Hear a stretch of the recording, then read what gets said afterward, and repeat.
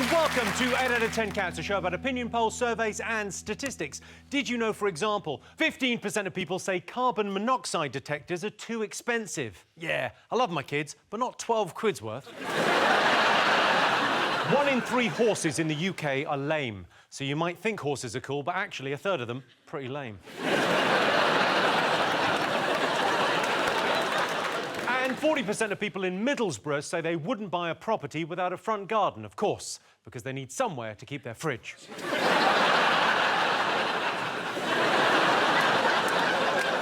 Right, let's get started.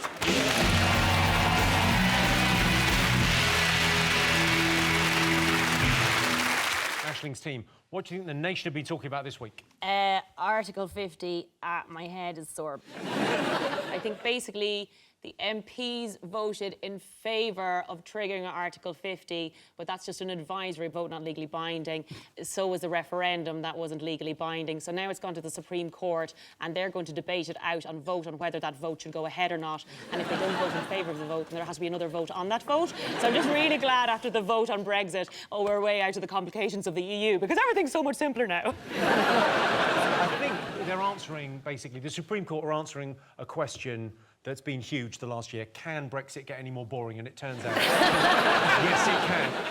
Is it going to be a hard or a soft Brexit, was one of the questions. Also, the red, white and blue Brexit, it's just getting ridiculous. It's like Theresa's had word vomit. I've got the clip of Theresa May. I mean, good luck. Good luck with this. People talk about the sort of Brexit that there is going to be. Is it hard, soft? Is it grey, white? Actually, we want a red, white and blue Brexit. That is the right Brexit for the United Kingdom. Oh, OK. Well, no, fine. We want a Brexit that looks a bit like bunting, huh? This Supreme Court thing, I can't believe how quick it's been. They're saying they're going to have a decision in 4 days. Like, I faked whiplash in 2010. I've only just got paid.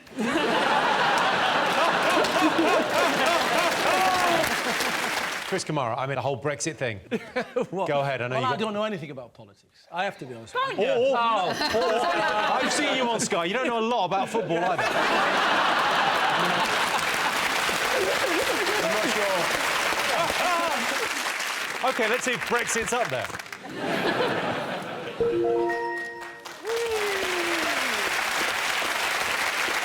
Yes, it's Brexit.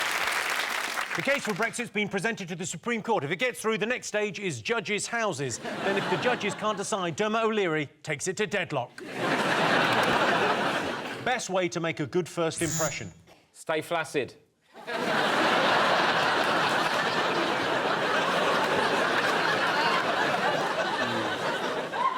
You live and learn, Jim. And when I meet someone fully flaccid, I swear by it.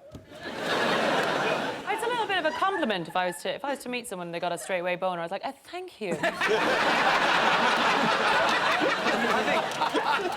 I think we've found the best way to deal with. If anyone ever gets flashed, it's a horrible thing if you get flashed in the park or anything. It's kind of gross. But I think Yeah. Thank you.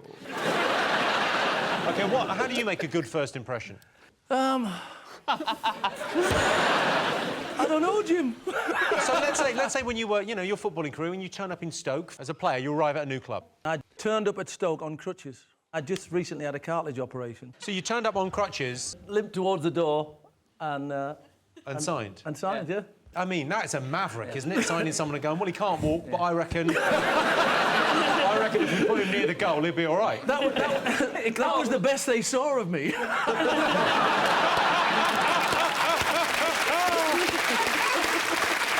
OK, best way to make good first impression. Jimmy, compliment. Number 8, that's number 8 on our list. Smiling.